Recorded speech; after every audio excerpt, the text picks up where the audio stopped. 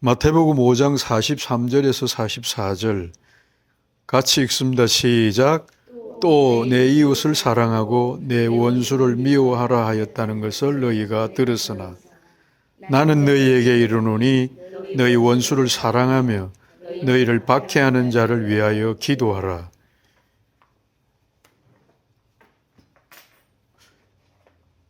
그 18과 그 주제가 이웃 사랑 해가지고 원수를 미워하게 되면 이웃을 사랑하게 됩니다. 그 주제 이해가 이제는 됐습니까? 선영이 이제 이해하고 와서요? 네.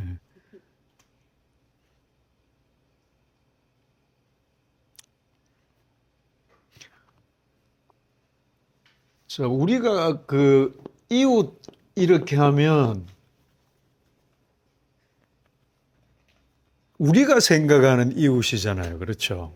지금 본문을 읽으면 예전에 우리가 이렇게 읽으면 내 이웃을 사랑하고 원수를 미워하라. 이웃과 원수는 우리 개념의 이웃이 있고 우리 개념의 사랑이 있었잖아요.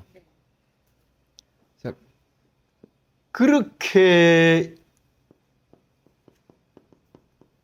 이웃, 원수, 우리 개념으로 읽으면 예수님께서 뭐라고 말한다고요? 하나님은 우리가 지금 사용하고 있는 이 소리글의 이웃이나 원수를 우리 개념으로 이해하면 하나님은 뭐요? 그분의 이웃은 우리 개념의 이웃이 아니다라는 거잖아요.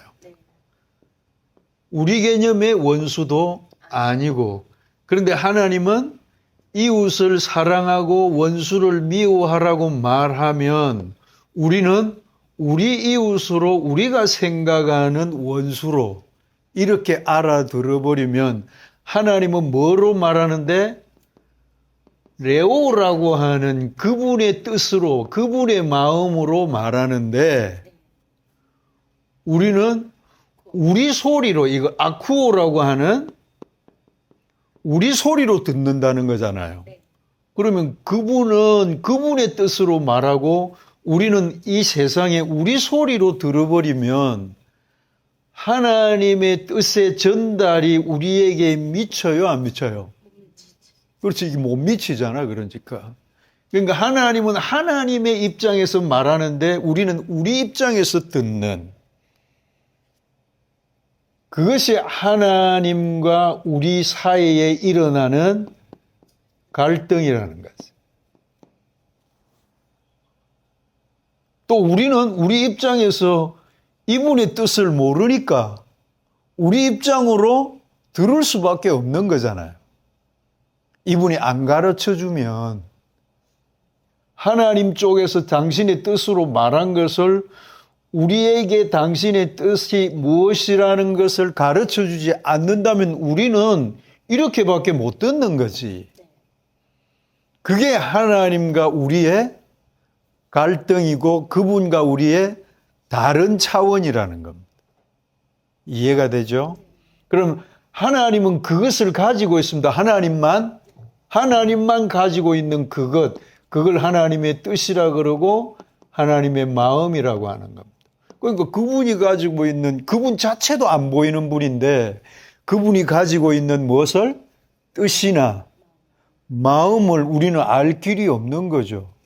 그래서 그분의 마음을, 그분의 뜻을 우리에게 알려주기 위해서 이 땅에 보이는 것, 우리 세계는 보이는 세상이니까 보이는 것으로 율법도 성전도 이런 걸 하나님이 보여준 거죠. 그러면 하나님의 뜻이라고 하는 그것을 알려주기 위하여서 우리 곁에다가 율법과 성전을 두신 거잖아요. 그걸 우리 곁에 가까이 온 거잖아요. 우리 곁에 가까이 둔 것을 하나님 쪽에서는 그걸 이웃이라고 하는 겁니다. 그러면 하나님은 당신의 뜻을 이렇게 우리 곁에 두시고 그 두신 것은 하나의 하나님의 뜻이 있다는 증거물로 제시한 거예요. 이게 나 뜻이 있다 하는 걸 이걸 보여주면서 이걸 통하여 우리는 하나님의 뜻이 있구나. 이것은 하나님께서 당신의 뜻을 알려주기 위한 증거물로 제시해 놓은 거네. 그러면 증거물이라고 하는 것은 본래의 그분의 뜻이 있다는 것을 우리에게 반영하고 있는 거잖아요. 그러면 그분의 뜻 자체가 우리가 여지껏 말해올 때 그 자체를 하나님은 빛이라고 하면 이 우리에게 보여준 이것을 뭐라고? 우리는 나타났는데 왜 어두움이냐 하지만 이건 누구의 시각에서? 하나님의 시각에서. 그래서 하나님의 시각에서 내가 가지고 있는 것을 선영아 빛이라고 하면 그 빛을 내 마음을 내 뜻을 알려주기 위하여 너 곁에 둔 그것을 어두움이라고 한다 그런다. 그래서 하나님의 것을 우리에게 율법과 성전으로 드러낸 것, 나타낸 그것을 하나님 쪽에서 보실 때는 뭐라고요? 어두움이다. 그러면 내가 나타내 준 그 율법을 선영이 네 시선으로는 보지 마. 그래요. 그렇잖아요? 네 시선으로 보면 그걸 뭐라고? 그게 죄야. 그래서 나타내주고 보여준 그것을 어두움이라고 하고 죄라고 하는 겁니다. 왜냐하면 그걸 우리 입장에서는 이렇게밖에 못 보거든. 하나님의 뜻을 알기 전에는 하나님과 우리는 하나가 됐어요? 분류가 됐어요? 예. 그래서 그 분류가 된 걸 떨어져 있는 걸 뭐라고요? 그 떨어져 있는 걸 죄라고 하는 겁니다. 그 죄를 하마르티아라고 하는 겁니다. 예. 하나님과 내가 떨어져 있다. 하나님의 뜻은 당신의 뜻을 알아서 하나님의 뜻을 알면은 하나님과 하나가 되는 게 그분의 뜻인데 뜻을 모르는 그 위치를, 그 상태를 하나님은 떨어져 있다. 떨어져 있기 때문에 그게 죄다 하는 이 의미는 우리가 이제껏 다룰 때 우리가 생각하는 윤리나 도덕적 관점이 아니고 하나님 쪽에서는 내 뜻을 모르면 그게 죄야. 내 의도를 알지를 못하면 너와 나는 상관이 없는 거야. 상관이 없잖아요. 그래서 본래 우리의 상태는 어디의 상태? 하나님의 뜻을 모르는 떨어져 있는 상태. 그걸 하마르티아라고 하는 겁니다. 그게 이제 진짜 죄입니다. 성경이 말하는 죄인데, 그런데 이제 우리 성경에 죄라고 하는 우리 한글 번역 성경에는 이것도 죄라고 그러고, 또 우리 곁에 떨어뜨려 준 거, 이걸 뭐라 그랬어요, 저번에는?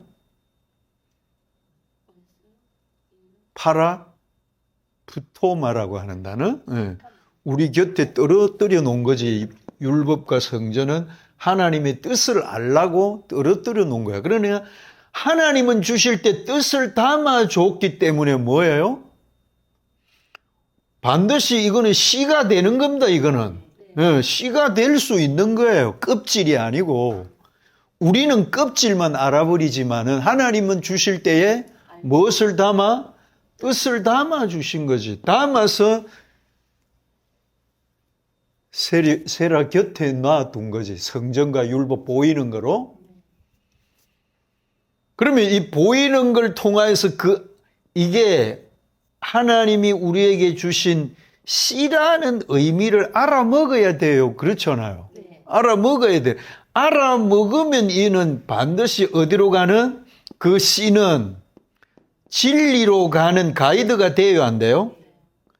그러니까 진리로 가는 가이드가 되도록 씨가 뿌려져야 되는데 하나님의 뜻을 모를 때에는 목사가 하나님의 뜻을 모르고 율법을 가르치면 항상 하라? 하지 마라. 마라. 이렇게 가르쳐버리면 절대로 이 가르침으로는 어디에 이를 수가 없는 진리, 생명으로 갈 수가 없는 거예요. 그럴 때 이 가르침 자체도 뭐가 되는 겁니까?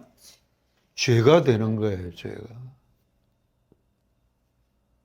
그래서 이걸 죄라고 하는데, 그러나 이건, 이 자체는 하나님의 뜻을 알기 위해서 우리의 옆에 던져준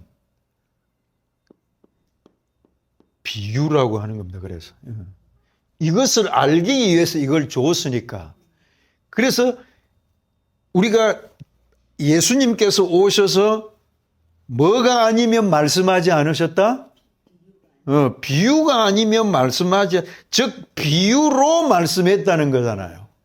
왜? 이 자체만을 전할 수가 없으니까 이것을 전하기 위하여 이것을 주었기에 예수님은 오셔서 이거라는 비유를 가지고 이걸 전하는 거예요. 그러면 율법도 뭐고? 비유고, 성전도 비유란 말이에요. 그래서 반드시 누군가가 이걸 설명을 해줘야만이 우리는 하나님의 뜻을 알 수가 있는 거예요. 그래서 보내신 분이 누굽니까? 예수 그리스도가 오셔서 이걸 가지고 하나님이 본래 의도한 그것을 이 땅에 오서 전하는 것이 3년 6개월 동안 이걸 하는 거예요. 그래서 비유를 가지고, 예수는 비유를 가지고 하나님의 뜻을 전하셨다. 이것이 아니고는 이것을 말하지 않으셨다 하는 겁니다. 그게 비유가 아니면 말씀하지 않으셨다. 그래서 이제 성전과 율법 자체를 우리가 이제는 뭐로 이해 받아들이면 돼요? 비유다, 이렇게 말하는. 우리 곁에 둔 비유다 하는 거. 그런데 이 율법 가지고 하나님의 뜻을 해석해내지를 못하면 가르침의 그 내용이 항상 전달이 뭐로 전하는 겁니까? 하라, 하지 마라. 즉 말한다면 이웃을 사랑하십시오 하니까 곁에 있는 사람을 이야기하는 겁니다. 이웃을 사랑하고, 원수는 나 살아오면서 나에게 트라우마를 짙게 남긴 사람, 미운 사람이잖아요. 그 원수를 생각해 버리는 거죠. 그러면은 이것과 이것의 일치가 돼요, 안 돼요? 안 되지. 일치가 안 되면 하나님의 성경이라고 하면서 명자는 305 사람을 사랑하려고 하고 406호 사람은 미운데 뭐 해야 돼? 사랑하려고 하는 이런 나의 행동이라고 하는 것에서 신앙생활을 해버리면 우리의 신앙생활은 항상 어디에? 의무감이라고 하는 것을 가지고 신앙생활을 하는 거예요. 그 의무감을 일컬어서 성경은 또 죄라고 하는데 그게 오페일레마라는 단어다. 이게. 여러분 그 내용을 이해를 잘해야 됩니다. 지금 내가 3번째 하는데 오늘까지 그걸 복습을 한 걸 잘 이해를 해야 돼요. 그런데 우리가 우리에게 죄 지은 자를 사하여 준 것 같이 할 때 이걸 죄라고 하는 이게 오페일레마라고 하는 찾아보면 뭐라고요? 의무감입니다. 의무감. 그래서 우리가 의무감을 다하지 않으면 항상 어디에 빠졌습니까? 죄의식에 빠져 있었다고. 이걸 해야 되는데 이거 하지 못해서 이렇게 하라는 것 하지 못해서 의무감이 부담이 되어 있는 거예요. 또 하라는 것은 범해버렸기 때문에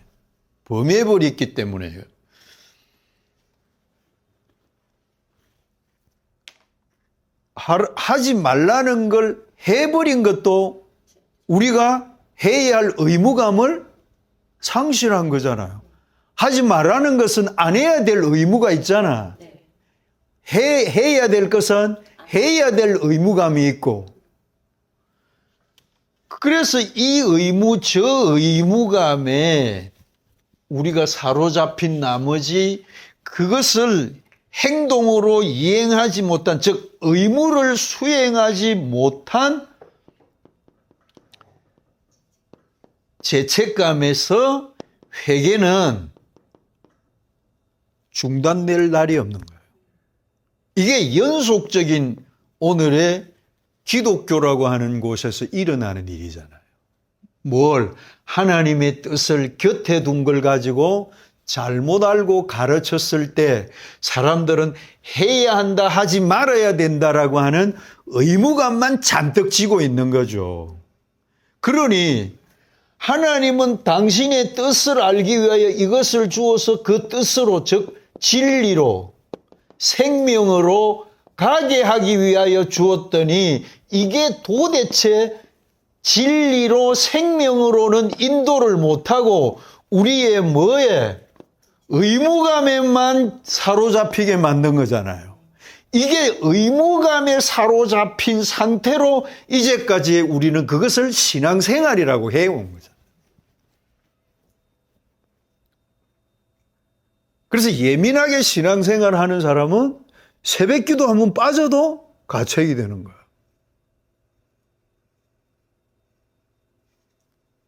뭘 안 해도 뚜렷하게 뭘 해야 된다는, 뭐 11조를 빼먹었다, 또 주의를 빼먹었다, 이런 굵직굵직한 거, 우리는 그걸 굵직굵직한 거라 그러잖아요. 네, 굵직굵직한 거. 내가 어떤 직분을 받았는데 뭐 봉사에 소홀했다, 이런 거라든지, 여하튼 우리가 설정해 놓은 굵직굵직한 거 있잖아요. 굵직굵직한 걸 범하였을 때는, 그 의무를 수행하지 못했을 때는 항상 그 죄책감이라는 무게감을 갖고 살아오는, 이게 계속 반복될 때에 회개를 했는데도 시원해요? 안 시원한 거죠. 시원함을 못 느끼는 거예요. 그래서 사죄의 확신을 시원함이다라고 하는, 나에게 시원함은 못 느끼면서 뭘?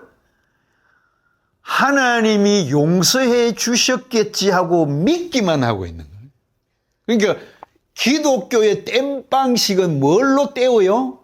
믿는다는 걸로 때우는 거예요. 나는 그냥 회개했으니까 용서해 주셨겠지, 믿는 거예요.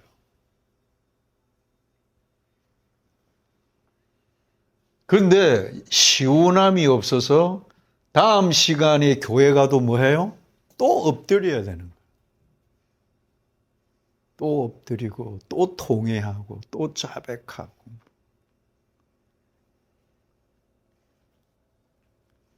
그래서 교회 다녀도 시원함이 없기 때문에, 뭔가에 대한 확신이나 명확성이 없기 때문에 어떻게?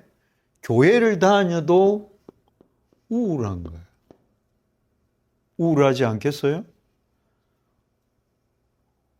언제 아침에 뭐 아침마당을 밥 먹으면서 보는데, 그 뭐 가수들 팬클럽 사람들이 몇 팀 나왔더라고. 어느 가수 팬클럽 이렇게 나와가지고, 그 중에 어떤 그 젊은 가수 팬클럽으로 나온 팬 중에 한 분이 교회 권사야. 얼마나 열심히 했겠어. 40년간 한 교회에서 열심히 했는데 우울증에 빠진 거예요. 우울증에.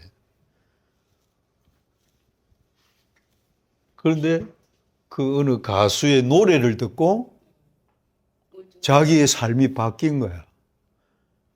그래서 이제 집사람하고 둘이서 참 교회 나가도 우울증이 해결이 안 되는데 어느 가수의 노래 하나에 우울증이 해결돼서 새로운 삶을 살아가고 있다는 거예요.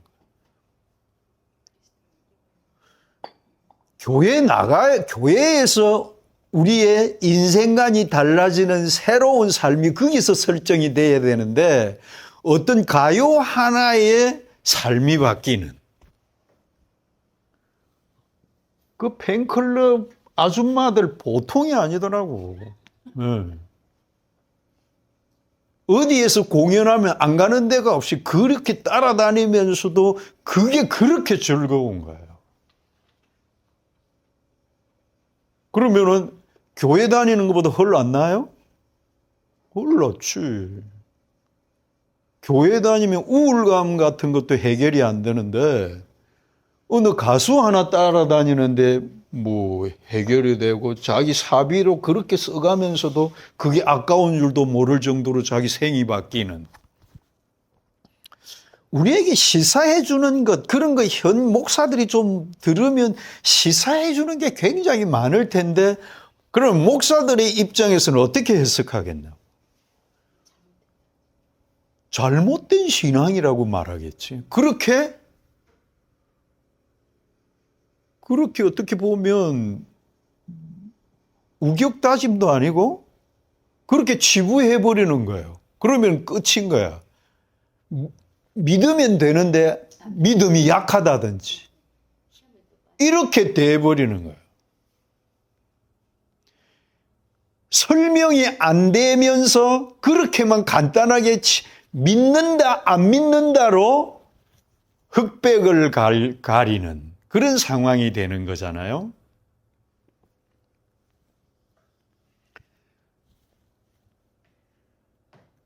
그래서 이 의무감에서 벗어나는 길은 뭐예요? 이 율법을 진리로 알면은 의무감에서 벗어날 거 아닙니까? 이게 가장 간단한 거란 말이에요. 자, 율법이 죄였으니까 율법으로 무엇을 알면? 진리를 알면 그럼 이게 뭐예요? 용서잖아요. 그럼 이 의무감에서 벗어나야 된다는 이 회개라는 번복됨 해야 돼, 알 수 있어요, 안 할 수 있어요? 이게 끝나는 거지. 이 의무감에서 벗어나게 해줘. 이게 주기도문이라고 하는 내용 속에 나온다고. 우리의 죄로부터, 우리는 그러면은 어떤 상태에 있었느냐 하면 오펠레이마 테스라고 하는 의무감을 가르치는 사람이 있었기 때문에 윤토니가 의무감에 빠져 있었던 거지. 그러면은 율법에서 진리를 알면, 목사도 율법에서 진리를 알면 의무감을 가르치는 데서 빠져나올 거고, 의무감을 그 가르침을 배웠던 윤토니도 빠져나오고, 그러면 나도 율법으로 진리를 알면 나도 명자도 용서받고 가르침을 받은 사람도 용서를 받는, 서로가 용서를 받는, 이게 하늘의 뭐예요? 위에 하늘의 양식이지. 위의 양식이란 말이에요. 위의 양식. 진리가 위의 양식이잖아요. 오늘날 우리에게 일용할 양식을 주시고 이러면 삼시세끼 밥 나눠놓고 기도하는 그게 아니라 그게 뭐예요? 하나님, 즉 위의 양식으로 우리에게 채우시기를 원합니다. 우리는 항상 율법으로 진리를 모르니까 아래에 있었어요? 위에 있었어요? 아래만 있었던 것이. 그러니까 모든 일용할 양식 이러면은 이걸 생각하면서 살아왔던 거지. 이걸 생각하면서 살아온 게 뭐예요? 아래의 끝만 이해하고 위의 진리는 모르니까 성경을 아래적인 입장에서만 해석했을 때 어디에 빠져 있었다? 이게 쉬움에 빠진 거예요, 이게. 이해가 되죠? 이걸 시험에 빠져 있다고 그러는 거예요. 그래서 이 아래에 빠져 있는 시험을 페이라조, 이 위의 거를 도끼마조 이렇게 말하는 거예요. 그래서 아래 것을 통하여서 위의 것을, 아래 것을 통하여 위의 것을 알아야 되는, 이 아래 것을 알면 위의 진리가 아래 것으로 나는 위의 것이 되었다? 그러면 아래 시험에서 건짐을 받은 거지. 죄를 용서받은 거지. 그래서 이제는 우리는 어디의 것을 가지고? 위의 것을 가지고 살아가는. 그랬을 때 아래로부터 벗어난 게 의무감이나 이 아래 것으로부터 벗어난 게 뭐예요? 이걸 자유라고 하는 겁니다. 그러면 아래 것으로 위의 것을 알면 위의 것이 뭐기 때문에? 진리이기 때문에. 그래서 진리를 알면 뭐가 돼? 진리를 알지니 진리가 너희를 자유케 하리라.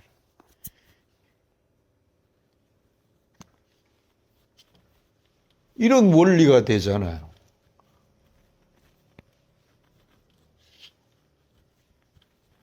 그러면은 죄책감이라는 우울함에서 벗어날 수 있는 거지.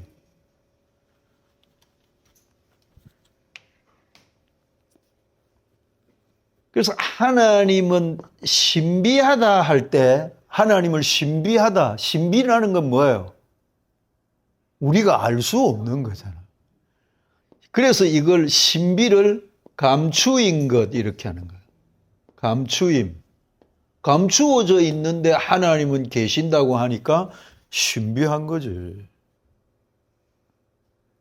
그러면 감추어져 있다는 말은, 신비라는 말은 세라로서는 안다 모른다. 그래서 이제까지 하나님은 우리들에게 어떤 분이었어요? 신비한 분이지. 즉 숨어 계셨던 분이지. 그분은 숨어 있었단 말이에요. 그래서 미스테리온 그러죠. 미스테리온, 미스테리하다 그러잖아 우리. 알 수가 없다. 하나님이 미스테리하다. 신비하다. 그런데 율법을 가지고 하나님의 무엇을? 뜻을 아니까 우리한테 하나님은 미스테리온? 드러났지 이제는. 밝혀졌지. 하나님을 이제는 모릅니까? 압니까? 뜻을 알아버렸는데 그분이 미스테리합니까? 우리에게는 밝혀졌지. 숨어 있었던 보화가, 감추어졌던 보화가, 이게 하나님의 뜻이 어디에 성전이라나 율법 그 안에 감추어져 있었잖아요. 숨겨져 있었는데 예수가 오셔서 그 율법과 성전을 통하여 그 감추어져 있는, 숨겨져 있었던 그것을 예수가 오셔서 드러냈는데 그 드러난 걸 세라가 알았네. 알면은 숨어 있었던 그게 뭐였는데? 보배였는데, 보석이었는데, 귀한 것이었는데 예수를 통하여서 성전과 율법을 통하여 감추어졌던 그 진리를 발견됐네, 내한테. 내가 발견했네. 이걸 발견하니까 이게 뭐예요? 최상 가치가 되는 거지. 최상의 가치. 이거보다 더 비싼 게 있습니까? 이게 뭔데? 위의 건데. 이게 뭔데? 생명인데. 이 가치를 알고 보니, 지난날 나는 뭐가 없었네? 생명이 없었네 하는 걸 알게 된 거죠.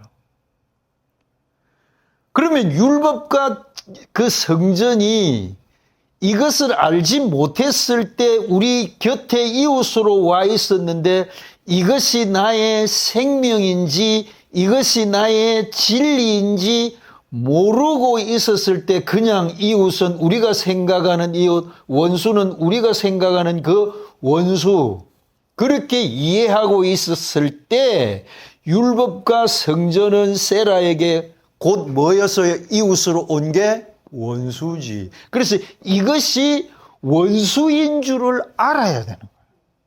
그게 우리의 신앙의 어찌 보면 스타트예요. 여기서부터 출발되는 거예요.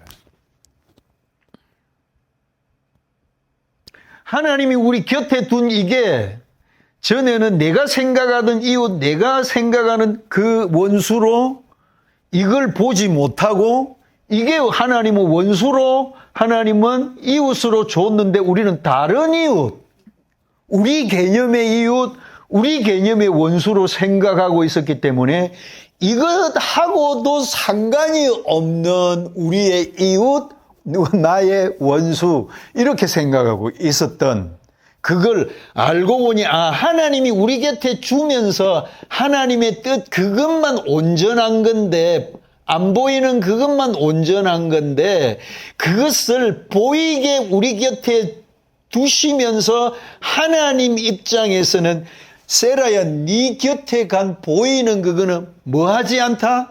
온전하지 않다. 그건 온전한 게 아니야. 그래서 하나님의 그 뜻은 온전한 걸 우리에게 다이렉트로 줄 수 있다 없다? 안 보이는 건 없기 때문에 네 눈에 보이는 걸 줘서 그렇기 때문에 네 눈에 보였다고 하는 건 내가 안 보이는 것을 보이게 줬다는 것 자체가 하나님 쪽에서는 뭐예요? 안 할 일이지. 할 수 없는 일인데 네 살리려고 이렇게 줘서 나의 뜻을 알리려고 하는.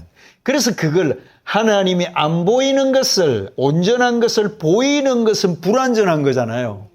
불완전하게 준 그것을 하나님은 위의 것을 아래 것으로 비틀어서 좋다. 이런 말을 쓰는 겁니다. 비틀어서. 그리고 비틀어서 주면서 세라야, 네 눈으로, 네 생각으로 그걸 하지 마. 주시면서 하지 마. 그러면은 이걸 주시면서 하지 마 그래 놓고 이걸 누가 하겠다는 거예요? 내가 알려줄 거야. 내가 알려주는 걸로 알아먹어. 그러니까 하나님이 할 거야. 그런데 우리 곁에 오니까 세라의 판단대로 생각대로 세라가 설치는 거지. 이렇게 하락하네? 이리 해야 된다네? 그래서 내 생각과 내 판단과 내 보는 대로 내 관점으로 그걸 받아가지고는 이행을 하는 데서 하나님은 내가 준 것을 가지고 네가 보면서 이행하지 마. 하지 마야 이게. 그 하지 마라는 것은 누가 할 거야? 내가 할 거야? 그런데 내가 할게요 하고 달라든 게 우리들이 이제 그 지나온 신앙생활이었다 이 말이에요. 그러니까 세라 곁에 이걸 줬더니 세라가 이걸 하겠다고 달라드니까 하나님이 내가 잘못 줬나? 이런 생각을 하는 거지. 그게 우리의 감정적 입장에서는 하나님이 후회하신다는 거예요. 저걸 줬더니 오히려 저게 세라가 그냥 몰빵하고 있네. 매여 있네 저기에. 이거 하려고 줬더니 그래서 이게 몰빵하고 이제까지 살았던 아까도 김종덕 선생하고 이야기하면서 그랬지만 여기에 몰빵하면서 살아온 우리가 이걸 가지고 이것을 말하면 안 듣는 거야. 날로 이단이라는 거야. 이걸 알아먹으라고 이걸 줬는데 이걸 알아먹도록 가르치면 이걸 너무 많이 들어서 쇠뇌가 돼가지고 이게 이제는 안 들어오는 거야. 이게 예수님이 오셨을 때 유대 사회가 그랬단 말이에요. 너무 이것을 철두철미하게 지키려고 하니까. 예수의 가르침이 스며들어가지를 않는 거예요. 그래서 온전한 이 웨이를, 온전한 길을, 예수님이 가르쳐 준 그 길이 어디로 가는, 진리와 생명으로 가는 길인데 온전한 길을 가르쳐 주는데 바리새인과 서기관들이 이걸 너무 가르쳐 가지고 예수가 가르쳐 주는 이 길을 뭐? 동맥경화에 걸리도록 길을 좁게 만들어 버린 거예요. 이해가 됩니까? 안 먹혀 들어가는 거지. 그래서 예수께서 내 길이 너무 좁네 가르쳐 주는 게.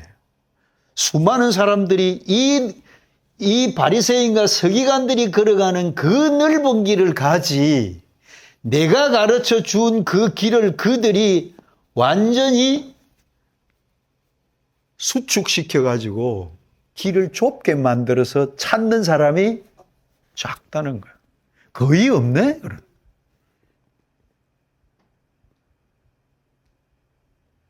내가 전하는 이 말이 먹혀 들어가지 않아 사람들이 내가 가르치는 이 길에 거의 오지 않네.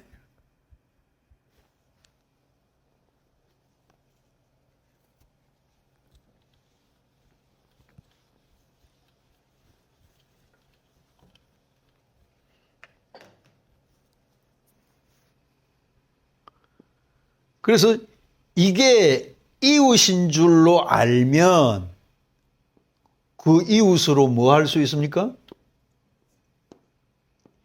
이게 이웃이잖아요. 이웃으로 사랑한다는 것은 뭐예요?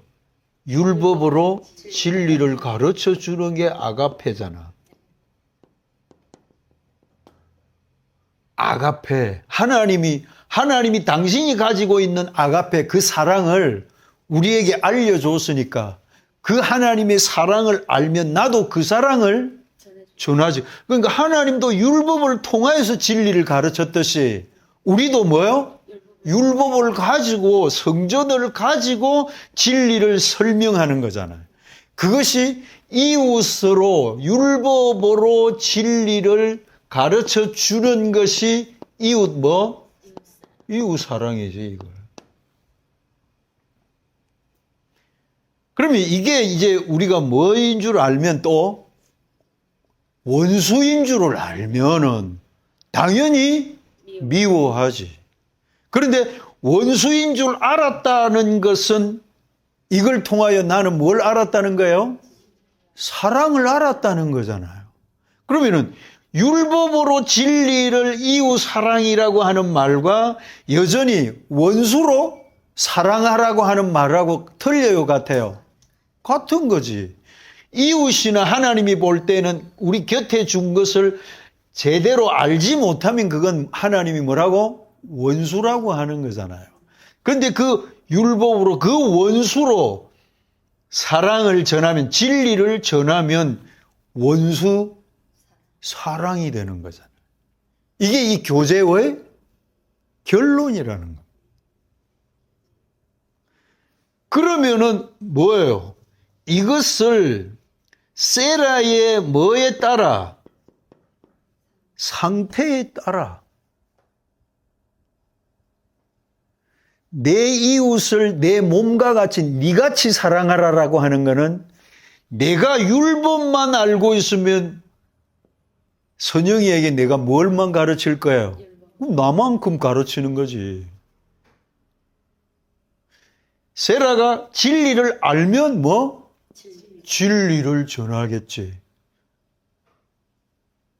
그게 나만큼 사랑하는 거예요. 내가 된 만큼. 그러니까 나의 상태에 따라서 이웃을 접근하게 되고 이웃과 만나지게 되는 거잖아요. 그럼 제일 우리가 이제 제일 이 진리를 알았을 때 가장 가까운 이웃은 누구였겠어요? 성전이 이웃이었으니까 누가? 예수가 이웃으로 온 거잖아요. 그럼 예수도 오셔가지고 이걸 가지고 이게 예수니까 이거로 당신이 그리스도라는 진리를 가르쳤을 거 아니에요. 가르치면 이 그리스도가 윤토니가 그리스도가 되었을 때 어떻게 돼요? 예수는 이웃으로 윤토니를 사랑한 거잖아. 그렇죠? 그게 이웃 사랑이잖아. 그럼 이 사랑을 알게 되면 제일 먼저 나는 누구를 사랑해요? 나를 사랑하게 돼. 내가 그동안 어디에 빠져 있었으니까? 원수 가운데 빠져 있었으니까. 내가 원수 가운데 있었구나. 내가 원수였구나. 그래서 전에는 성전하면 껌뻑 죽고 그랬잖아, 우리가. 성경하면은 껌뻑 죽었잖아, 이거. 뭐, 읽지도 않으면서 껌뻑 죽기만 하고 있었잖아. 귀한 책, 성스러운 책이라고 뭐, 엄청 그걸 소중하게 다뤘단 말이에요. 그런데 그걸 알지 못했을 때 그 상태를 보면 어때요? 내가 저 원수 가운데 있었다면 어떻게? 사망이었지. 내가 죽음 가운데 있었구나. 생명하고는 아무런 관련이 없는 가운데 내가 빠져 있었었구나. 그걸 아는 거예요. 그래서 이런 상태를 오늘날 사랑이 진리가 된 알고 난 상태에서 이 상태에 내가 머물러 있었으면 어쩔 뻔했을까? 그런 생각해 봐요. 이 진땀 난다니까 이거. 가만히 생각하면. 목사로서는 더 진땀 난 거죠. 그래서 야고보서를 보면 뭐라고 3장에 선생된 자들아 너희는 많이 선생이 되지 말라. 왜 그럴까요? 이 입으로 말로서 우리는 선생은 말쟁이들이잖아. 그럼 말로서 심판을 받는 거예요. 만약에 성경을 가지고 하라 하지 마라 그랬다면 내 죄목이 작아요, 커요? 크단 말이에요. 엄청난 책임감이 따르는 거지. 그래서 하나님의 심판 기준이 뭡니까? 말이라는 거예요. 말이 뭐예요? 말이 영이잖아요, 영. 그 진리는 무슨 말이에요? 진리는 성령이니까, 그렇지, 깨끗한 말. 깨끗한 말이란 말. 율법은 무슨 말? 더러운, 반대적으로 더러운 말이죠. 그러니까 하라 하지 마라라고 하는 현 교회가 윤리나 도덕적 관점에서 가르치면 우리는 그걸 굉장히 좋은 말로 받아들이지만 하나님은 그 말 하라고 준 게 아니야. 하늘의 말, 깨끗한 말, 하기오스 푸뉴마잖아요. 하기오스가 깨끗한 거잖아요. 그럼 그 역반대로 상대적으로 율법은 무슨 말? 더러운 말, 추한 말이란 말이에요. 그러면 하나님은 이웃으로 율법을 주셨는데 하나님은 이 율법 보이는 걸 뭐라 그래요? 그건 더러운 거야. 또 이거는 그건 악이야 그런다고. 그건 죄라고. 누구의 관점에서? 그러니까 이건 우리 관점이야. 우리 관점이라면 이러면 소스라치게 우리가 놀라지만 하나님은 내 온전한 것을 보이게 준 것을 하나님은 그건 악이야. 그걸 이제 여러분이 그 라라고 하는 단어 있었죠? 그걸 설명하는 거예요. 그 플래시온이라고 하는 단어, 이웃이라고 하는 단어가 플래시온이 가까이 이런 단어로 뜻이 시작이 되잖아요. 몇 페이지 있노?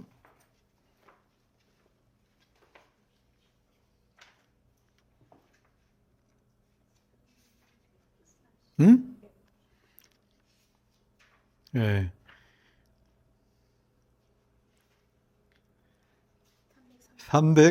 338페이지 제일 위에.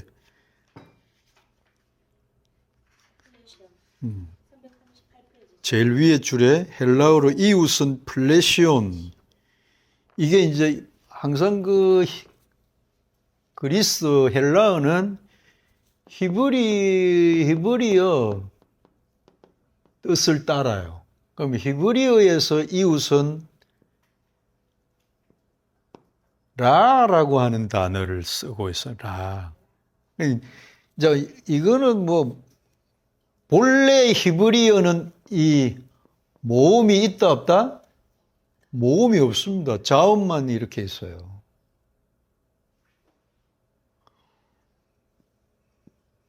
우리도 모음이 있으면 자음을 읽어낼 수 있습니까? 자음으로는 글을 못 읽지. 뭐, 세라 이거 읽어봐. 그냥 기억이라고 이렇게 읽는 거지. 뜻이 있어, 이거?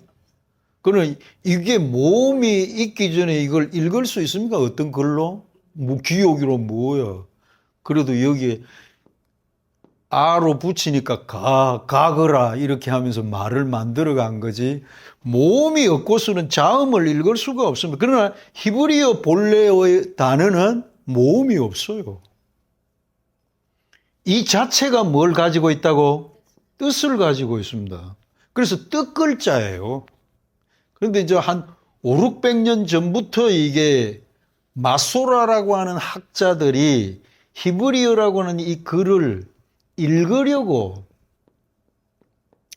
이걸 읽으려고 모음을 사람들이 붙인 거예요. 그래서 붙여가지고 뭐 이라면 라, 이렇게 찍으면 레, 이렇게 이제 점을 가지고 붙이면서 읽으면서 뜻들을, 그 내용들을 여러 가지로 번역을 해 간 거예요. 그래서 본래 이 라라고 하는 이 뜻은 악이다. 이렇게 악. 아까 누구의 시선으로? 하나님의 시선입니다. 하나님의 시선. 또 이걸 이웃 이런 단어를 쓴다고. 라 그냥 악 아니고 라 이렇게 하면은 악이다. 근데 이걸 또 뭐 모음을 붙여 가지고 레아 이렇게 하면은 이웃이다. 이렇게 사람들이 사전적 의미를 만든 겁니다. 근데 본래 어디에서 라라고 하는 이 레시라고 하는 단어와 아인이라고 하는 이 두 단어, 이 뜻이 뭐냐 하면 이웃이라 이래 놔놓고 악이라고 해놓고 우리는 소리 내어서 이걸 뭐라고 읽는다고? 악으로 읽는다고. 그러면 히브리인들은 어떻게 읽을 거예요? 라 이렇게 읽는 거죠.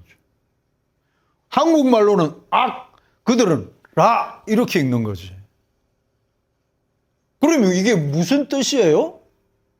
우리는 악 그러면 더럽다 이렇게 하고 이들도 뭐 더럽다 이렇게 말하겠지. 악하다 이렇게 말하는데 그러나 하나님이 말씀할 때 악이라고 하는 것. 우리 세상의 악이 아니다 이 말이에요. 그러면은 하나님이 악이라고 할 때 이 레시라고 하는 단어는 뭐라 그랬어요? 자, 나중에 배워야 되는데 시작하다. 이 아인이라고 하는 것은 보다, 보이다. 그러면 하나님은 보이는 것으로 뭐하다? 보이는 것으로 시작하는 거예요. 보이는 것을 아까도 말했지만 하나님은 보이지 않는 분, 보이지 않는 그분만이 선이란 말이에요. 그런데 하나님의 당신의 뜻을 알리기 위해서 보이는 것으로 줬을 때 그걸 뭐라고? 악이라고 하는 거예요. 그러면 하나님이 보이는 것으로 자신의 뜻을 알리기 위하여서 우리에게 보이는 것으로 시작한 게 뭐예요? 이게 성전이라고. 하나님을 알리기 위한 수단이 성전하고 뭐? 율법, 또 예수, 그다음 성경, 이 코스모스 온 세상이라고. 그러나 유독 하나님은 당신의 뜻을 어디로? 성전과 율법과 예수를 통하여서 당신의 선을 알리시겠다. 그래서 예수도 뭐예요? 보이게 온 예수도 라란 말, 악이란 말이에요. 로마서 8장 3절을 한번 읽어봐요. 우리 저번에도 한번 찾았을 건데,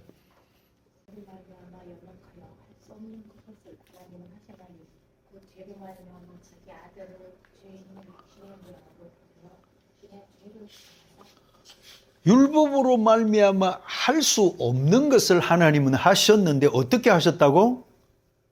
그의 아들을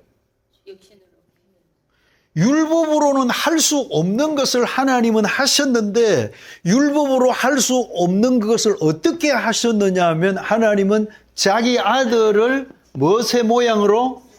사람도 보이는 거잖아. 예수도 보이게 왔지. 무엇을 동일하게? 모양이라고. 모양이 뭐예요? 그럼 모양이 죄잖아. 모양이. 보이는 게 죄라면 모양이 보이는 거 아니에요? 우리가 말하는 색깔이잖아. 색깔. 우리 눈은 뭐가 없으면 못 봐요? 색깔이 없으면 못 보지. 이 모양이지, 이건 모양. 우리는 모양을 줘야 인지되는 자들이란 말이죠. 그래서 아까 성전이나 율법도 뭐요?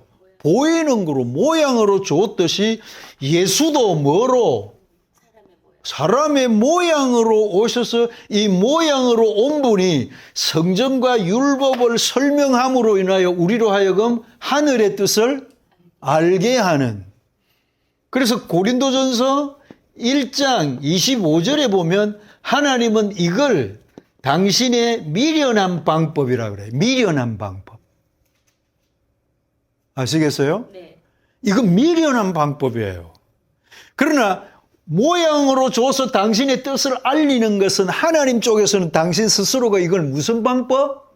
미련한 방법. 할 수 없는 방법이에요. 그분의 속성상 안 보이는 분이 보이는 것으로 나타내고 드러낸다는 것은 그분의 속성에 맞다 안 맞다? 안 맞는 거예요.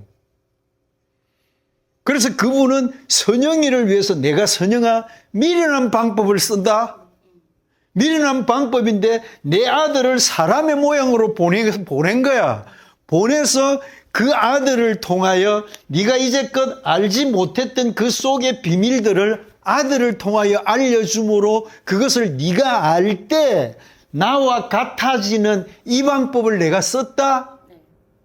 그게 무슨 방법이라고? 미련한 방법이라고 그러는 거예요. 그러면서 하나님은 내 그 미련한 방법이 미련하다는 건 좋아요, 안 좋아요? 안 좋아. 가면 그 사전에 이런 게 나와. 무슨? 얼간이 이렇게 나와. 얼간이가 뭐예요? 얼이 빠진 놈이잖아. 얼이 뭐예요? 정신이잖아, 정신. 그래서 예수가 와서 이걸 가지고 진리를 전하니까 유대인들이 예수를 어떻게 욕한다고? 얼간이라고, 미련한 놈이라고. 말도 안 되는 말을 전하고 있기 때문에 예수를 미련한 놈으로 하는 거예요. 예수는 정말 우리를 채우는 분이에요? 우리를 망하게 하는 분이에요? 채우는 진리를 전하는데 못 알아들으니까 저거와 같은 말을 안 하니까 뭐라고요? 미련한 놈, 얼이 빠진 놈이다 이렇게 욕을 하는 거예요. 예수를. 예수는 오셔서 그런 지칭을 너무나 많이 들은 거예요. 라가라, 그 형제를 라가라 하는 자, 그 형제는 예수거든. 근데 그 시대가 예수를 뭐라고? 라카, 이렇게. 이제 히브리어로는 리카 이러는데 이거는 뭐 우리 좀 속된 말로 하면 골빈 놈이라고 그러는 거야. 빈놈이다. 저 머리가 빈놈 아니냐. 예수는 이런 욕을 들으면서 이걸 전했단 말이에요. 이 하나님의 미련한 방법을. 그러면서 이 바울은 하나님의 그 미련한 방법이 세라 니의 지혜로움보다 나아 이러는 거야. 고린도전서에 읽어보면 우리의 지혜는 뭐예요? 우리의 머리를 굴려가지고 스스로 어디를 위로 가려고 하는데 세라야 그 방법으로 위를 가나 네 방법으로는? 그러나 인간은 자기 방법으로 하는 것을 인간은 그것을 최상의 지혜라고. 그러니까 아래 것이 이걸 그 경계선을 건너 위를 가는 걸 인간 스스로 이걸 찾아가는 걸 인간은 그걸 최고의 자기 지혜라고 하는 거예요. 그래서 오래된 고성들을 우러러 보잖아. 우러러 보지 않아요? 일반적으로 뭐 먹고 마시고 하는 주제를 다루지 않고 이들은 아래에 있으면서 위를 생각하고 내일을 생각하고 미래를 생각하고 사후를 생각하는 어떤 내용들을 짜내는 만들어내는 그들을 뭐 이 땅에서는 때로는 뭐 철학이라고 하지만 그래서 이 사람들을 뭐 공자, 노자, 맹자 사람들을 뭐한 사람들이라 그래요? 지혜로운 사람들이죠. 얼마나 고상해 이 사람들이. 그런데 하나님은 내 미련한 방법이 이놈들의 지혜보다 훨 낫다? 이놈들의 지혜는 아무리 해도 아래에서 위로 갈 수 있다 없다? 그런데 하나님은 위에서 아래 방법을 주셔서 선영이로 하여금 이 아래 것을 예수의 가르침을 통하여 위의 것을 아니 이 미련한 방법으로 우리가 그분에게 가게 되는 이런 원리를 하나님이 제시해 놨네. 그래서 바울은 하나님의 미련한 방법이 이놈들의 지혜로운 방법보다 낫지. 그래서 바울은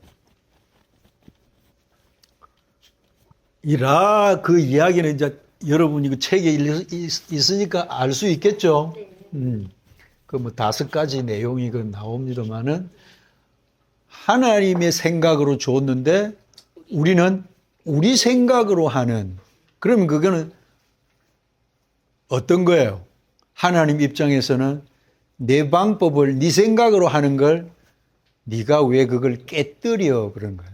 그런 말입니다. 내 것을 네의 소리로 줬더니 세라는 네 땅의 소리로 알아듣네. 그 소리는 뭐라고? 그게 악이야. 소리가 네 소리로 듣는 그게 악이야. 그래서 소리가 악이다. 네 생각이 악이다. 뭐 네 사고방식이나 이런 것들이 네 행하는 것들이 뭐 네가 생각하는 것들이 다 악이야. 곁에 준 걸 누구 생각으로? 내 생각으로, 내 소리로, 내 의미로 그걸 알아먹을 때 하나님은 그게 그릇된 거잖아요. 그릇된 거. 하나님의 목표에서 뭐예요? 이탈한 거죠. 하나님이 주시고자 하는 목표로 향하여 갑니까? 못 갑니까? 그러면? 그러니까 이탈된 생각, 탈선한 거지. 길가에 떨어져 있는 거지. 그게 파라프토막, 네 왜 자꾸 길을 못 가고 네 곁에 떨어져 있어? 그러면 율법으로 가르치면 성전이 홀딱 주서 먹어버리지. 그게 하늘의 새라 그랬잖아요. 그러니까 하늘의 새라고 하는, 공중의 새라고 하는 것은 이전에 선영이는 공중의 새 하면 날아가는 뭘 봤을 때 그게 누구의 생각? 나의 생각일 때 아까 뭐하고? 하나님이 말하는 새와 선영이가 생각하는 새 다르다라고 하는 것으로 이해할 때 왜 내 소리를 네 소리로 알아듣냐 이런 거잖아요. 이게 하나님 입장에서의 말씀이란 거예요. 그러나 하나님은 선영이를 위해서 보이는 미련한 방법을 그분이 채택하지 않으면 우리는 도무지 보이는 걸 통하여 보이지 않는 이 내용을 설명해 주지 않으면 우리는 도무지 우리 스스로는 위의 것을 알 수 없음. 그래서 반드시 하나님은 온전한 것을 온전치 않은 결핍한 것을 주셔서 온전한 것을 알려주는 이게 그분의 미련한 방법인데 사람들은 스스로 자기 지혜로 어디로? 이 건너로 가려고 하는 이런 형태. 그래서 자기 스스로 가려고 하는 그걸 이 땅에서는 뭐라고요? 종교라고 하는 겁니다. 그거는 출발이 어디에서부터? 인간에서부터 나온 거죠. 신에게 무엇을 바친다라고 하는 것도 뭐? 인간에게서 나온 거예요. 근데 하나님은 어때요? 내가 너에게 준다. 이것도 뭐 결핍을 준 것도 온전한 것을 받으라고 준 거잖아. 명자 따라오나? 따라오고 계세요?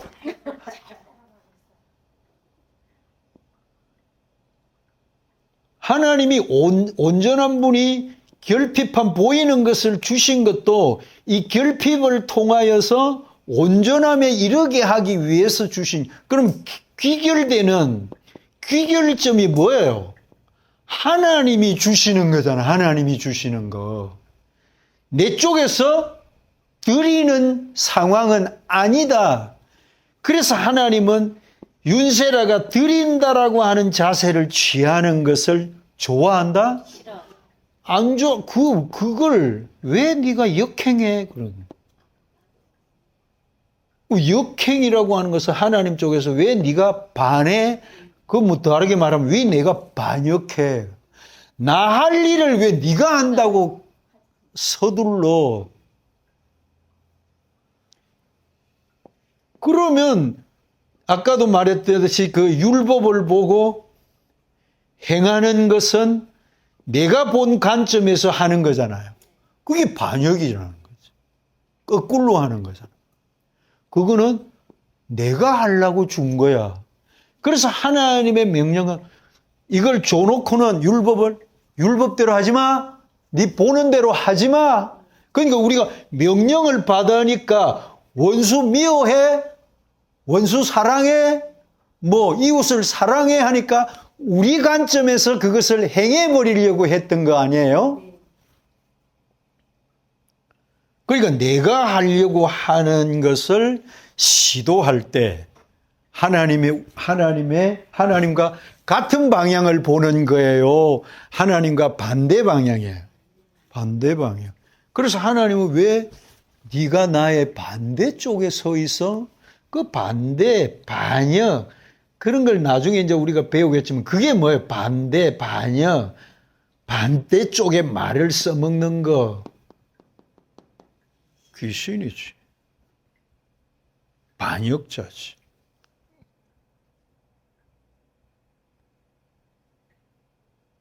그리고 이걸 다이모니온, 왜 네가 나의 반대쪽에 서 있지? 내가 한 말을 하지 않지? 이렇게 되는 거지. 하나님과 다른 말을 하면서 살아가게 되면 그걸 거짓으로 증거하지 마. 내 말을 왜 네 방식으로 말해? 그 거짓으로 말하지 마. 이걸 나중에 이제 마태복음을 배우면은 이런 내용들이 나오는 거예요. 그러면은 본래 주시는 것을 받는 쪽이 우리가 받는 쪽이잖아, 그럼. 이분이 주셔서 받는 쪽은 우리란 말이에요. 우리가 드려서 그분이 받는 것은 있다, 없다? 받을 게 나한테 그분이 나한테 받을 게 있나, 명자야? 철저하게 우리가 이 점을 알아야 돼.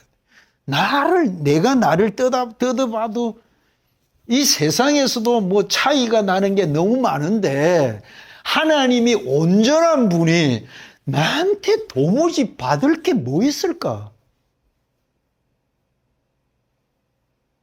그분이 한국 땅을 내놓으면 받겠어요? 그럼 미국은 받겠어요?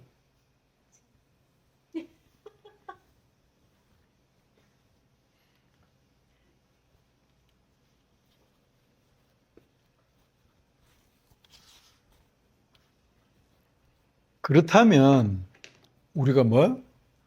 엎드림. 지난날 우리의 신앙관입니다. 이게 엎드림. 엎드려서 뭐? 훌쩍 가슴을 치면서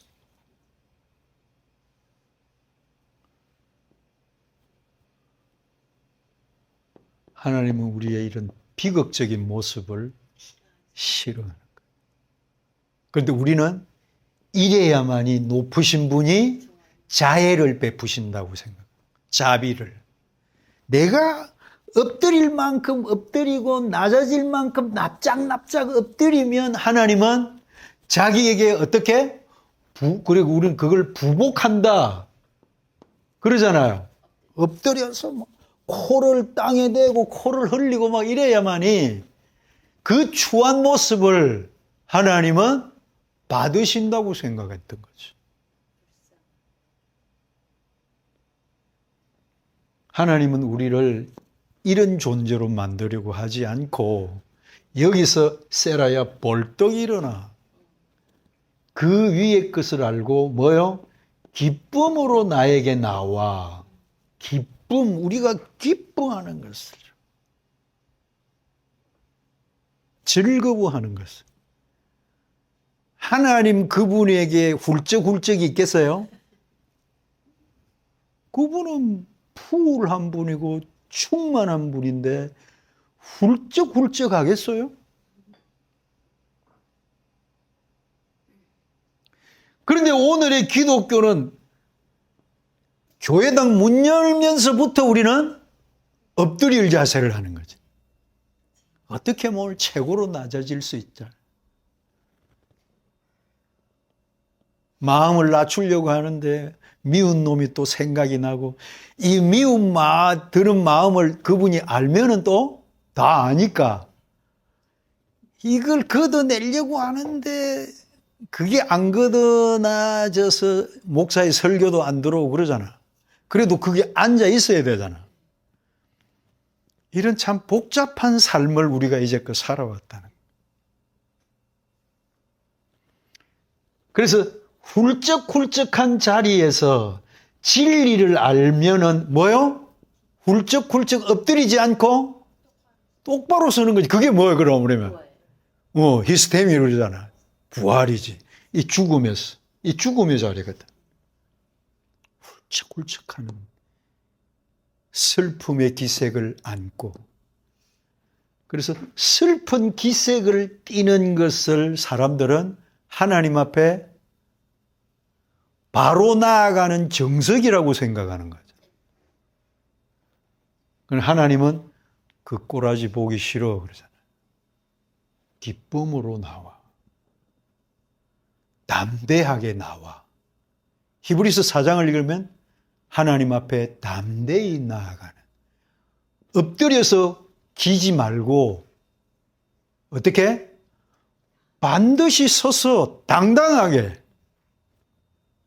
그분이 아버지니까 자식으로서 당당하게 그런 모양의 그림으로 보여준 게 뭐예요?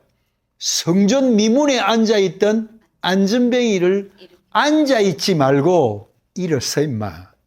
당당하게 나와.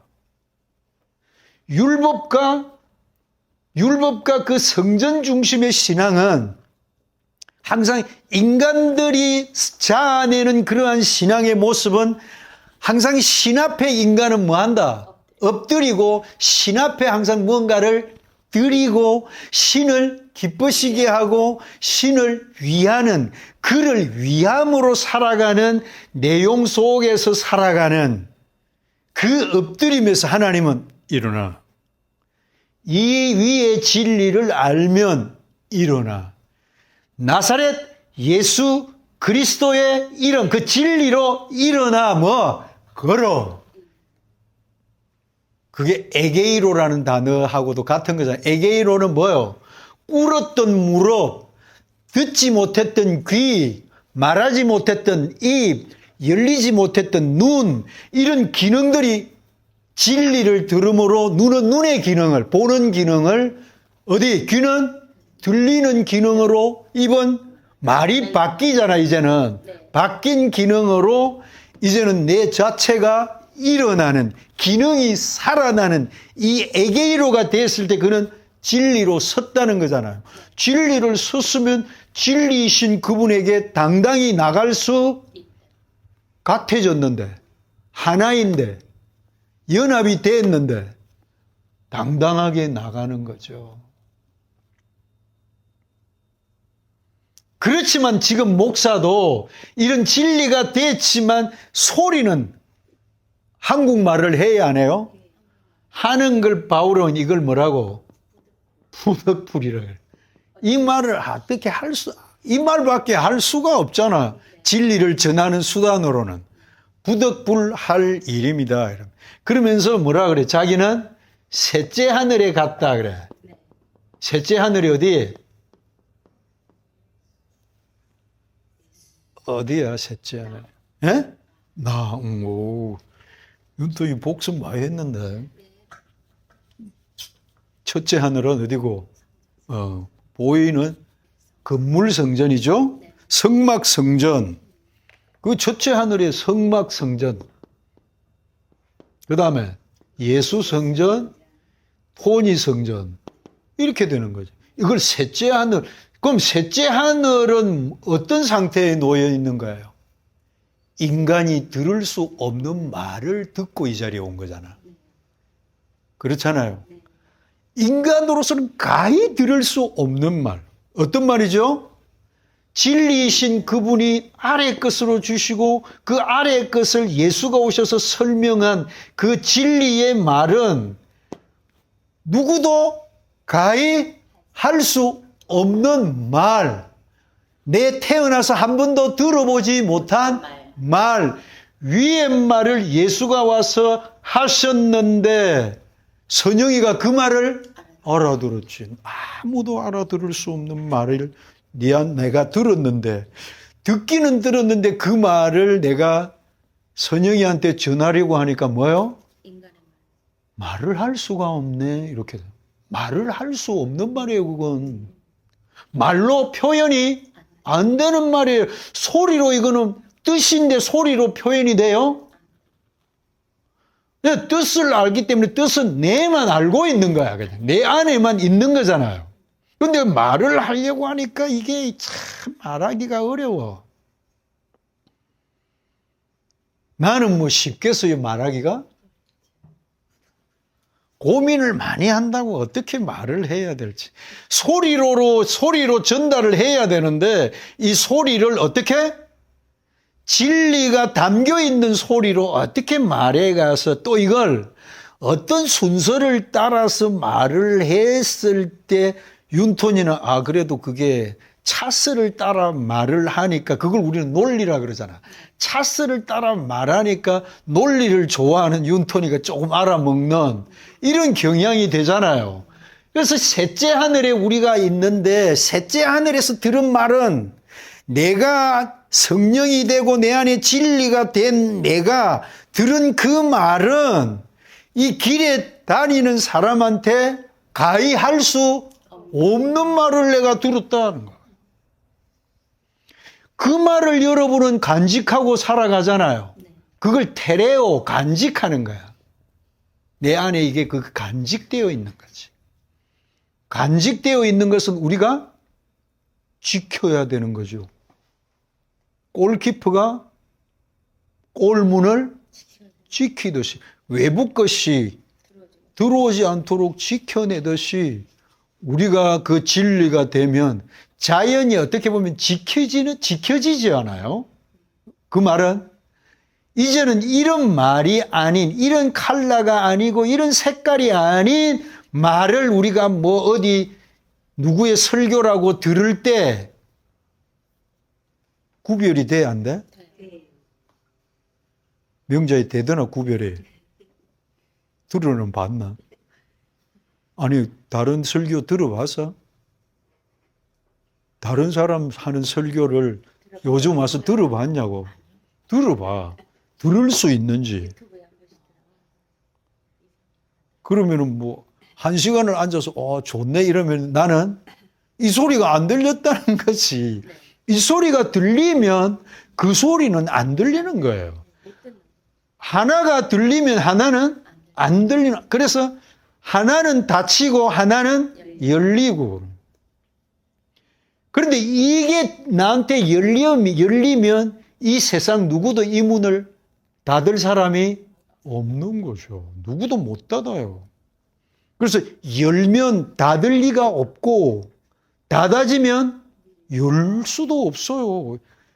그래서 결국에는 어떻게 돼? 이 말이 안 들리는 사람들이 나중에 와가지고 열처녀 비유에서 그러잖아요. 문 좀 열어주세요 그러잖아. 그 안에서는 난 너를 몰라 그러죠. 이 말이 안 들리면 하나님은 뭐라고요? 아까 말의 문제니까, 말이 뭐니까? 영이니까. 하기오스 푸뉴마라고 하는 깨끗한 성령의 말이 내 안에 없으면 하나님은 내 말이 네 안에 없네?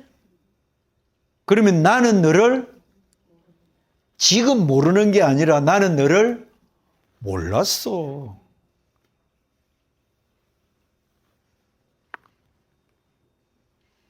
자, 이웃의 의미도 알았고, 그래서 율법으로 진리를 깨달으면 그게 뭐예요? 곧 우리의 온전한 돌이킴이 되는 겁니다.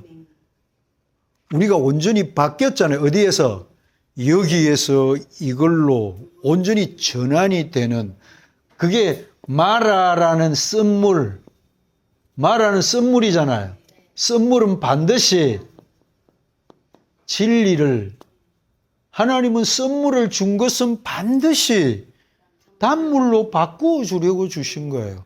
그래서 율법을 단물로, 쓴물을 단물로 바꾸어 주는 게 저번에도 우리가 배울 때 그게 하나님이 율법을 주신 율법의 정신이란 말이에요. 율법을 줬다? 그걸 율법 아래 세라가 묶여 있지 말고 율법은 반드시 진리로 가야 돼. 그래서 율법은 통과돼야 되는 곳이란 말이에요. 머물러 있는 곳이 아니라 율법을 통과해야 되는 거예요. 그게 광야 40년이란 말이에요. 이 40년 광야에 있어야 돼요. 광야는 통과해야 되는 거예요. 통과해서 어디로? 약속의 땅에 들어가야지. 지금 우리는 어디를 통과하고 있습니까? 광야를 통과하고 있습니다. 광야에만 무엇이 있기 때문에 말씀이, 광야 아니면 말씀이 없습니다. 어디도 없었고 율법이었던 이집트에도 말씀은 없었고 약속의 땅에도 말씀은 없습니다. 여기는 여기에서 말씀이 되고 약속이 되어 들어가는 곳이에요. 쉽게 말하면 우리의 영원한 그 완성의 나라에 들어가면 그때도 김 목사가 뭐 2주마다 한 번씩 와서 이걸 가르치겠어? 명자야? 그때는 우리 말씀이 된 자가 들어갔는데 뭐 말씀이 필요 있겠어요?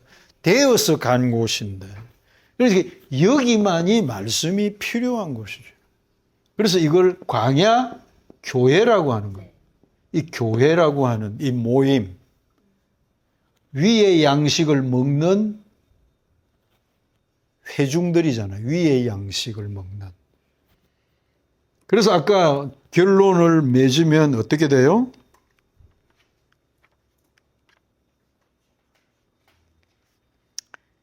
(352페이지로) 넘어가서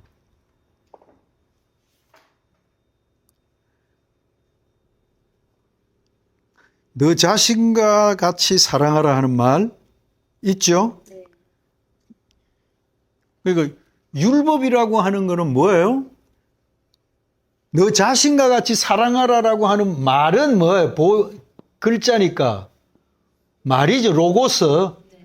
근데 우리는 아까 그걸 이웃을 우리 이웃으로 생각하지 말고 그 다음에 우리가 생각하는 원수로 생각하지 말고 이 로고스로 준 보이는 것으로 준 성전과 율법을 가지고 진리를 알면 이제는 율법으로 로고스 하지 않겠지.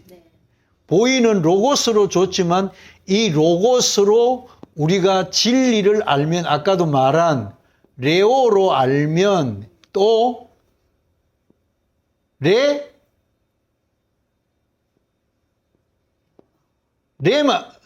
레마로 알면 이건 동사예요. 말하다. 진리로 말하다 할 때 동사고 레마가 명사예요. 명사는 아까도 말했던 하나님의 말입니다. 이제 구약에 가면 이걸 아마르라는 단어를 써요. 아마르. 구약에도 다바르, 아마르가 있는데 이 아마르가 레마예요. 하나님이 하고 싶은 말. 그 다음에 하나님이 하고 싶은 말을 우리말로 줬으니까 우리말을 다바르라고 아랫말을 다바르라고 하는 거예요. 그러니까 아랫말이 로고스야. 로고스는 항상 아마르를 담고 있단 말이죠. 그러니까 이게 지금 내가 하는 말은 로고스지만 아랫말이지만 뭐가 담겨 있다고? 하늘의 뜻이 담겨 있는 거죠. 그래서 이 레마 이걸 율법을 통하여서 내가 진리가 되면 내 된 것만큼 말하는. 그 중요한 게 뭐예요? 나의 상태라고 하는. 그게 내 이웃을 나처럼 니처럼 사랑해. 니 된 것만큼 하는 겁니다. 그리고 이제 그 성경 구절이 하나 요한복음 15장 그 구절을 한번 읽어볼게요. 같이 시작. 아버지께서 나를 사랑하신 것 같이 나도 너희를 사랑하였으니 나의 사랑 안에 거하라. 내가 아버지의 계명을 지켜 그의 사랑 안에 거하는 것 같이 너희도 내 계명을 지키면 내 사랑 안에 거하리라. 무슨 말인 것 같아요. 이제는 좀 알면은 아버지가 나를 사랑했다. 무슨 말이에요? 사랑이 뭐예요? 사랑이 사랑은 하나님만이 가지고 있는 진리잖아요. 진리를 누구에게 주었어요? 아버지가 가지고 있는 똑같은 진리를 아들에게 줬다. 그래요. 그러니까 아들도 뭐예요, 그럼? 아버지가 자기만큼 자기 사랑을 아들에게 주었으니까 아버지는 아버지만큼 아들을 사랑하셨지. 이해가 되죠? 그러면 아들 이 사랑 가지고 왔잖아, 아들이. 아들이 오셔서 이 아버지의 사랑을 가지고 아들이 와서 아들이 윤토니에게 이걸 주네? 그럼 나도 너를 아버지가 아들을 사랑한 것처럼 아들이 나도 명자니를 사랑했다. 그러니까 그 사랑은 아버지의 사랑도 되고 아들 사랑도 되고 내가 받은 그 사랑은 아들이 준 사랑이지만 그건 근거가 어디예요? 아버지의 사랑이잖아. 아버지. 그게 진리지, 진리. 그러면은 이 사랑을 가졌으니 뭐 이제는 이 사랑 가지고 사는 거지. 메노 거한다라고 하는 단어가. 이제는 아버지의 사랑을 가지고 우리가 살아가지. 그러면 아버지의 사랑을 뭐 어떻게? 간직하는 거잖아. 여기에서는 지킨다 이러는데 지킨다가 아니라 간직이라는 이 테레오. 테레오는 내 안에 있는 것, 간직된 것, 간직하면서 사는 것. 아버지의 사랑을 가졌다. 아버지는 아들에게 주시더니 아들이 그 아버지의 사랑을 나에게 주셨다. 그 진리를 내가 아니까 그것 이제는 간직한 거지. 간직된 사랑, 내 것이 되었는데 떠나 안 떠나? 못 떠나죠. 그 사랑 안에 우리가 이제는 거하는 거지. 안 살래야 안 살 수 없지. 거하는 거지. 거한다는 말이 살다, 이런 매노라는 단어가 그런 단어예요. 그래서 아버지는 그가 가지고 계셨던 것도 뭐고? 사랑이고, 아들에게 주셨던 것도 사랑이고, 또 세라가 받은 것도 사랑이고, 사랑이. 그래서 하나님은 사랑이시라. 하나님은 사랑이시라. 이 사랑을 가졌더니 명자가 아침에 올 때보다 얼굴이 더 확 펴지잖아, 그지? 사랑이시라. 내가 부복하면서 엎드려서 기면서 가슴 찢으면서 울면서 통곡하면서 땅을 기면 부정한 자 아니에요, 그거는? 그건 부정한 거예요. 우리를 땅에 엎드려 있으라고 하나님은 우리를 이 땅에 보낸 게 아니란 말. 그런데 오늘의 교회는 우리를 자꾸 엎드리게 만드는 거예요. 주께 나와 경배하고 엎드려. 막 노래도 있잖아. 자꾸 엎드리라는 노래. 종록이 잘 아나 그 노래? 모른다 그렇게 또. 엎드리면 주께 경배하고 엎드려 경배하세 찬양하세 엎드리는 것. 그러나 막상 하나님께 오니 하나님은 이로써 네가 히스테미하고 거기서 일어나는 게 부활이지. 왜? 위의 것을 알았으니까. 그렇죠? 네. 그래서 사랑 누가 말했나? 남궁옥분이 말한 게 아니라 하나님은 사랑이시라. 여기까지 하겠습니다. 수고했습니다.